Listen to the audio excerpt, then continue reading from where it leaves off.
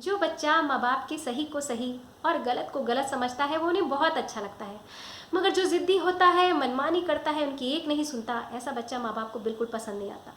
तो आज की कहानी एक ऐसी ही ज़िद्दी बच्चे की सच्ची कहानी है जो अपने दम पर सड़कों से महलों तक पहुंचा, और ये बताती है कि ज़िंदगी के निर्णय अपने आप को पहचान कर करने चाहिए, तभी इंसान खुश रहता है।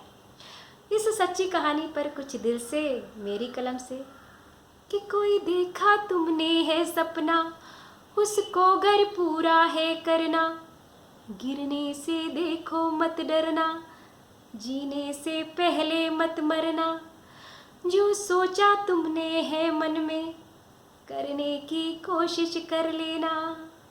बात 1950 के आसपास की है। राम उत्तर प्रदेश के एक छोटे से शहर में रहते थे। उनके पिता का थोक का बिजनेस था।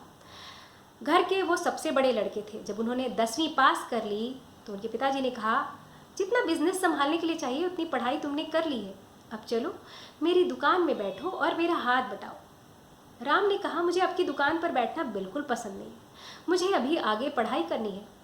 पिताजी ने पूछा, तो तुम आगे पढ़कर क्या करोगे? राम ने कहा, वो तो मुझे पता नहीं, मगर मुझे आपके साथ कोई काम नहीं करना है। पिताजी को बड़ा गुस्सा आया। उन्होंने कहा, तो तुम पढ़ाई भी अपने दम पर कर लो, मैं तो तुम्हें फूटी कौड़ी देने वाला नहीं।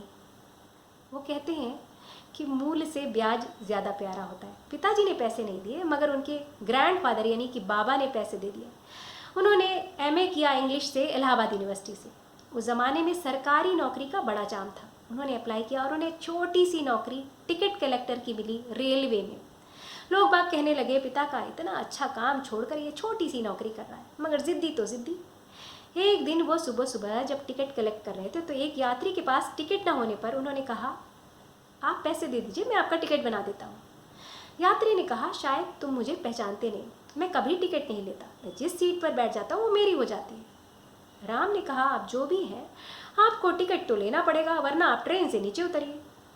यात्री ने राम को जोर का धक्का दिया और कहा, मेरी पहुंच कहाँ तक है तुम्हें मालूम नहीं, ट्रेन से नीचे तो तुम उतरोगे। सुबह सुबह राम ने, उस ज़माने में दातून करते थे लोग, वो 2 खरीदी थी, उनके हाथ में थी।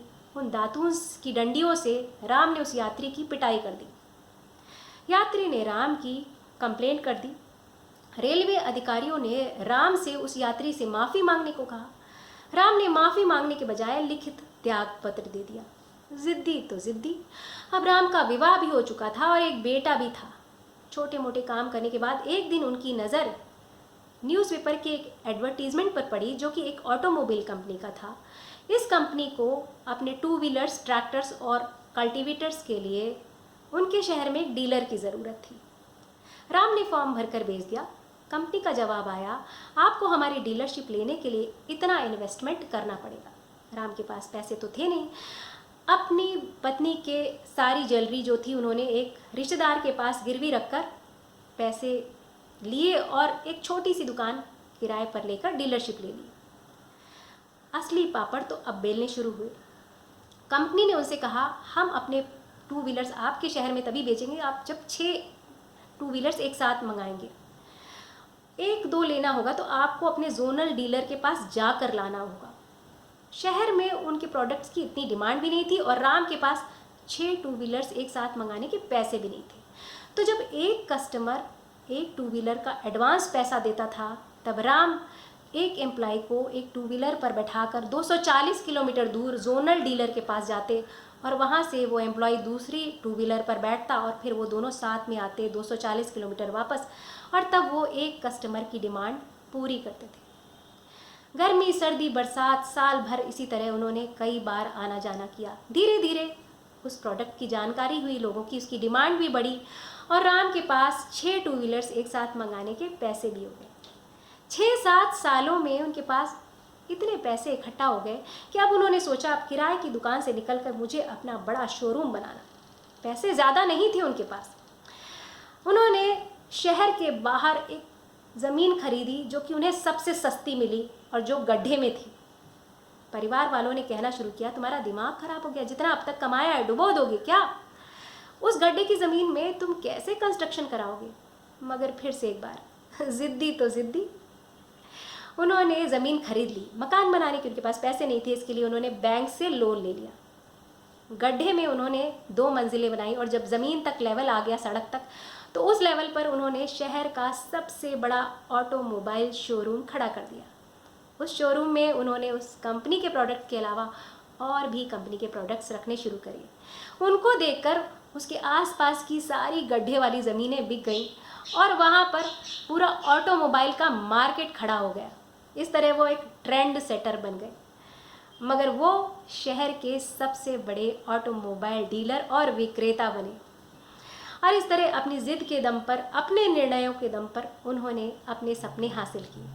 तो ये कहानी ये बताती है कि माँ बाप जिनके बच्चे ज़िद्दी हैं, उन्हें उनकी ज़िद के अनुसार जो चाहते हैं उन्हें करने देना चाहिए।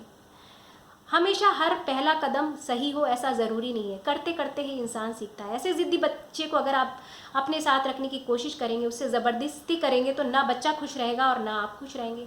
और युवा वर्ग को ये कहानी ये सिखाती है कि आपको अपने आप को पहचानना चाहिए। अगर आपके अंदर समझौते करने की शक्ति है, दूसरों के साथ मिलकर काम करने की शक्ति है, तब आप किसी के साथ काम करिए। अगर आप भी ज़िद्दी हैं, आपको किसी की सुनने की आदत नहीं है, तो आप जो भी करिए अपने दम पर करिए, छोटा करिए, बड़ा करिए, उसमें खुश रहिए। तो दोस्तों, अगर आपको मेरी बातें, मेरी कहानी अच्छी लगती हो तो प्लीज़ मेरे YouTube channel Sonia Agarwal story teller को सब्सक्राइब ज़रूर करिएगा।